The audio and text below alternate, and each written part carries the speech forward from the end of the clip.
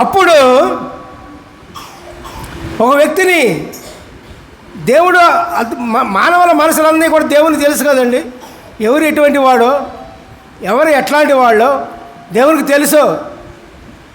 దేవుని ఆత్మ అంతా కూడా సంచరిస్తూ ఉంది. మన మధ్యలో దేవుని ఆత్మ ఉంది.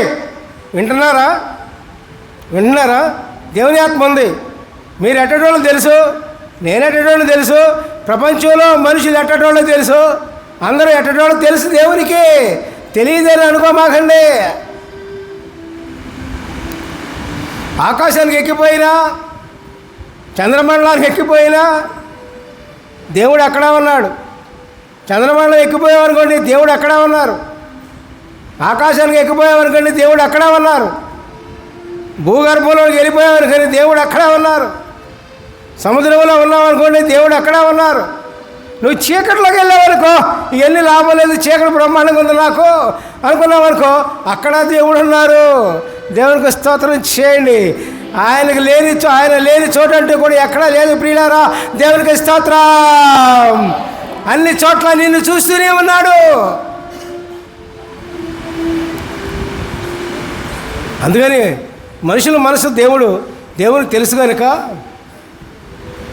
ఓ ప్రవక్తను పంపించాడు యెషయి దగ్గరకు. యెషయి కుమారులలో ఒకరిని నేను ఎన్నుకుంటున్నా రాజుగా అన్నాడు దేవుడు. పేరు చెప్పలా. యెషయి అంటే యెషయా కాదు, యెషయా ప్రవక్త, యెషయి కుటుంబీకుడు. యెషయా అంటే ఎవరండి? యెషయి అంటే కుటుంబీకుడు. ఆ కుటుంబీకుడికి యెషయికి 8 మంది కుమారులు. ఎంతమంది అండి? 8 మంది కుమారులు. ఎవరి మనసు ఎటువంటిదో దేవునికి తెలుసు.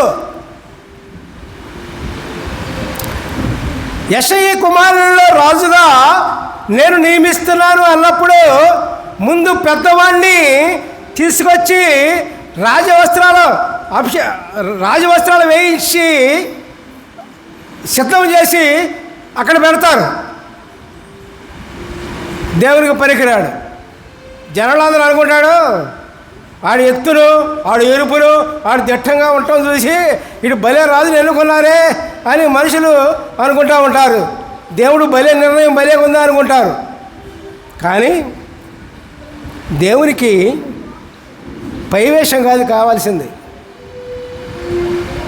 నువ్వు ఎట్లా ఉండవో అనవసరం. ఎర్రగా ఉండవో, తెల్లగా ఉండవో, పొట్టుకుండావో, పొడుగ్గా ఉండవో, అందంగా ఉండవో, అందహీనంగా ఉండవో, బలహీనంగా ఉండవో అని దేవునికి అచ్చోట ప్రియులారా. నీ మనస్సు ఎట్లా ఉందో అది చూసే దేవుడు ప్రియులారా. దేవునికి స్తోత్రం. అర్థమైందా? నీలో చూసేది ఏంటి దేవుడు? నీ మనస్సు. యెషయి కుమారుల్లో పెద్దవాడిని తీసుకొచ్చి అక్కడ పెడితే రాజుగా చేయటానికి, అబ్బాయి వీడు పనికిరాడు రాజుగా. మనుషులేమో పొగుడుతున్నారు వాడిని, దేవునికి ఇష్టం లేదు. అట్లాగే వరుసన 7 పెట్టారు. 7 కూడా దేవునికి నచ్చల రాజుగా. అంటే ఆయన మనసు మంచిది కాదు. అర్థమైందా? ఆయన మనసు మంచిది కాదు. ఆ 7 తీసి పక్కన పెట్టేశారు. చేసిన తర్వాత 8వ వాడిని తీసుకురాలా. ఆయన బుడ్డోళ్ళే అడిగి రాజుగా ఏం పనికి వస్తారు? ఈ 7 పనికి రాలేదు. ఈ బుడ్డోడైనోడు ఈ రాజుగా ఎందుకు పనికి వస్తాడు? ఆడు గొర్రెలు కాసుకురా అబ్బాయిని ఆడు గొర్రెలు కాసుకోవడం పంపించారు. దేవునికి స్తోత్రం. అప్పుడు దేవుడు అడుగుతారు, యెషయికి 7 కుమారులు ఇంకెవరు లేరా అని అడుగుతారు. అబ్బాయి లేకయ్యా, ఒకడు ఉన్నాడు ఆఖరివాడు, ఆడు చిన్నవాడు అని గొర్రెలు కాసుకోవడం పంపించా.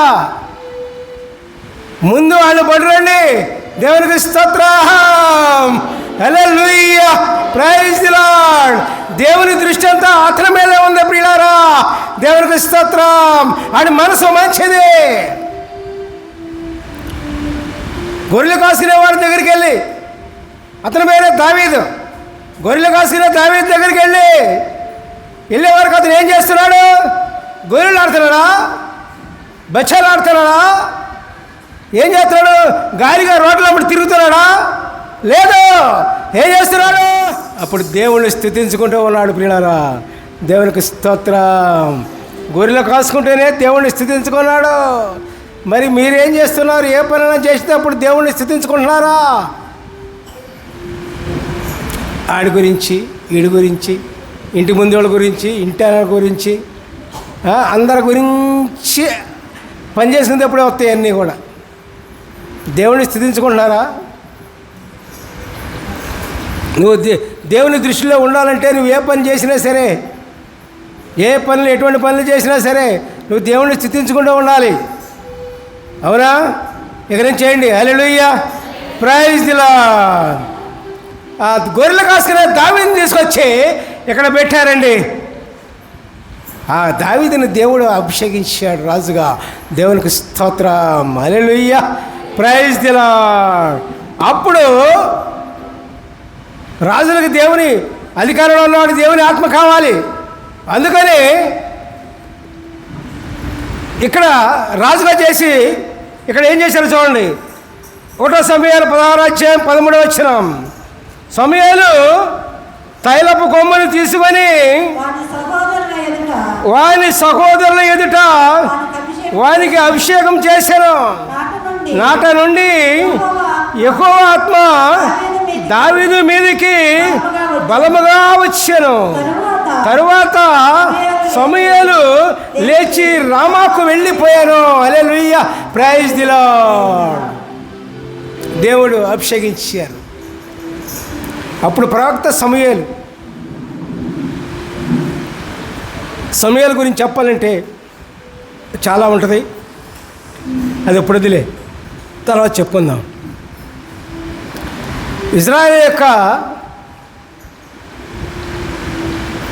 ధర్మశాస్త్రాన్ని రాసింది, అది పరిపాలనా విధానాన్ని రాసింది, రాజుల పరిపాలన విధానం రాసింది సమూయేలే.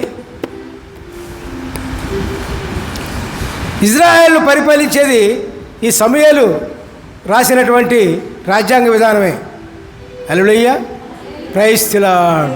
సమూయేలు దేవుడు గొప్ప ప్రవక్తగా నియమించాడు సమూయేలుని. ఆ ప్రవక్త అభిషేకం చేస్తే దేవుని ఆత్మ కుమ్మరించబడింది. దేవునికి స్తోత్రం. Hallelujah, praise the Lord, praise the Lord. అర్థమైందండి? అర్థమైందా?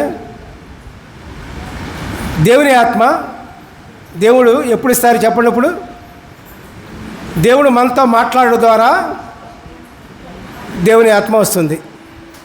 రెండవది, రాజుల్ని, అధికారులు కానీ రాజులను కానీ అభిషేకం చేసినప్పుడు ప్రజల కోసం, అప్పుడు దేవుని ఆత్మ దేవుడు కుమ్మరిస్తాడు.